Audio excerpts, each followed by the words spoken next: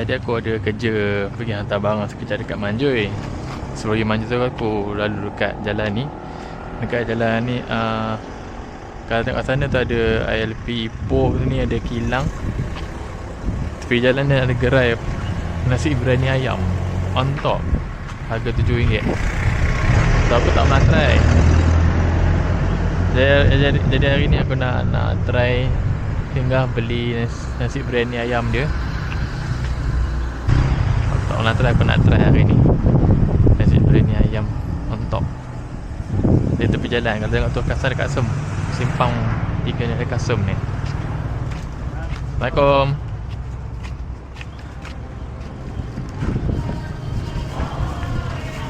Lauk apa? Oh, tu lam sheng. Nasi 30 dapat 2 nasi bang. Dua bungkus nasi. Ni apa? Ni bawang eh? Ayam bawang, Ayam bawang. ayam masak merah, ayam masala, daging. Kalau ayam memang RM7 eh? Ayam memang 7. Kalau daging 9. Oh, daging 9. Okey. Ni apa, kambing? Ni kambing. Kambing organ 9. Kambing 13, 9, 7. Ni Oh, kambing 13. Kambing 30 2 nasi. Tapi nak ayam je lah kot. Mana bang? Ayam, saya nak ayam bawang kot.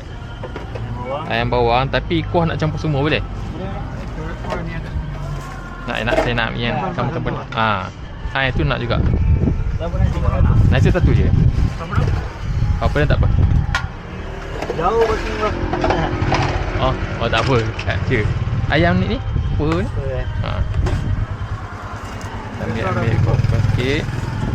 Yang kuah merah ni sikit. Kau boleh semua cerut-cerut sikit boleh? Baik sini Esok Jumaat ada buku bang. Buku boleh hitam percuma. Oh, hari Jumaat. Setiap Jumaat. Niaga hari je? Hari-hari bang. Sabtu Ahad apa ada? Ada. Oh ya? Cuma lem sheng hari Isnin tak ada. Oh. Sebab kedai tu memang tutup. Oh, supply tutup. Sampai memang tutup. Saya pun kalau hari Isnin memang tak ada lem sheng. Saya bagi kuah lem sheng tau. Oh. Masih 7 eh?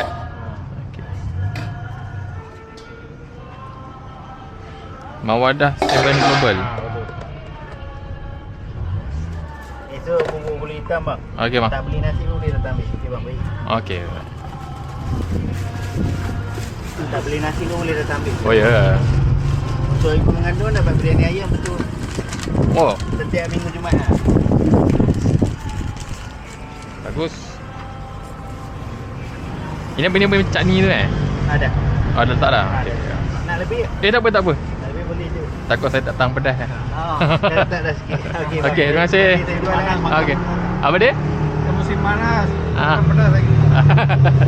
Terima kasih. Salam.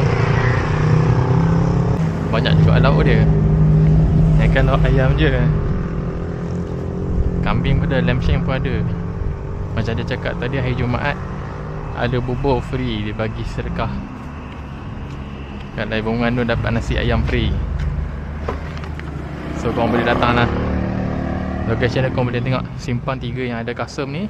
Jalan nak pergi ke LP yang ada kilang ni.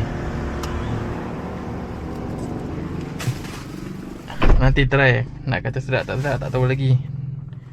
Korang nanti boleh datang try lah, tengok rasa sedap ke tak. Okay.